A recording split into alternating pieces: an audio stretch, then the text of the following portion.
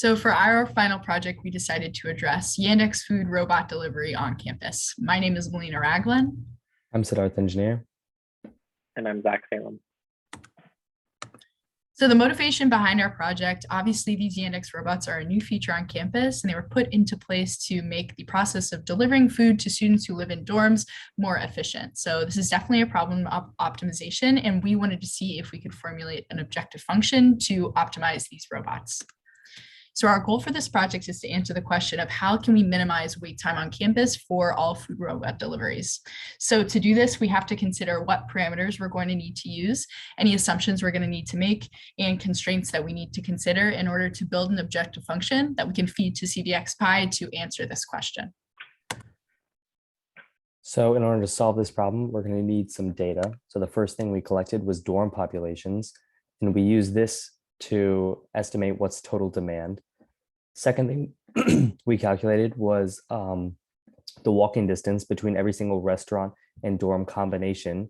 So we used the Google Maps Python library to find these walking distances for every single pair. So whether it's Loopy's to Taylor or Houston or any single dorm.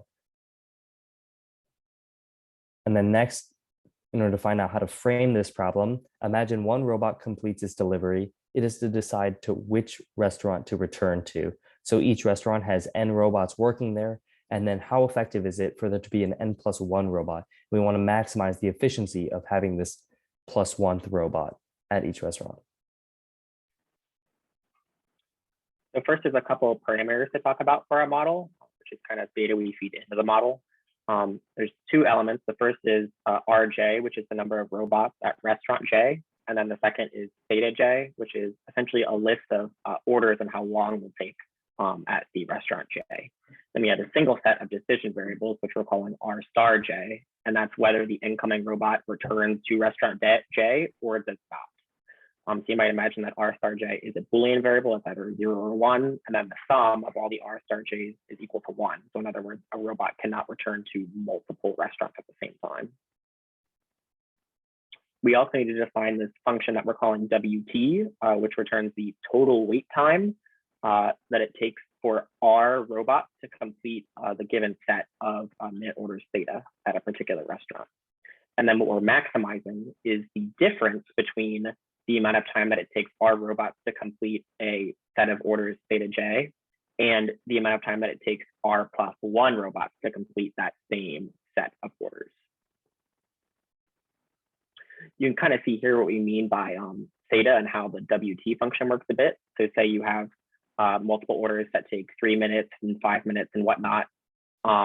We can kind of look and say that maybe the first robot completes the first order that takes 2 minutes. So that person waited 2 minutes.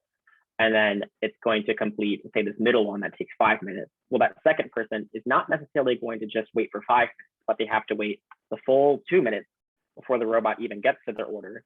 And then the 5 minutes that it takes for the robot to fulfill their own order for a total of 7. So you can see how that function kind of aggregates and increases as you add more orders, but it also decreases significantly as you add more robots.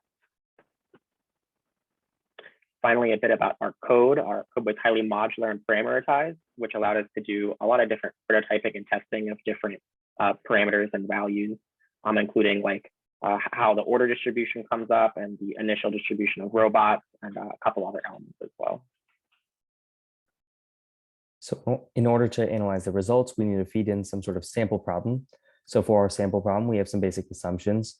First of all, imagine that orders are made in 6 blocks throughout the day. To represent demand, 5% of students are ordering. Orders are evenly distributed between restaurants. And finally, orders are fulfilled in first come, first serve. So based on this, when you run this in our CDXPy code, we have an average wait time of 45 minutes per student. And just a little bit of context, there's about 175 orders per block, and the average walking distance is 22 minutes. So this means that on average, students are getting their food pretty quickly. This is a little bit better than what I've seen in the real world. So I think that our code and our project would be beneficial to Grubhub and optimizing how students receive deliveries on campus.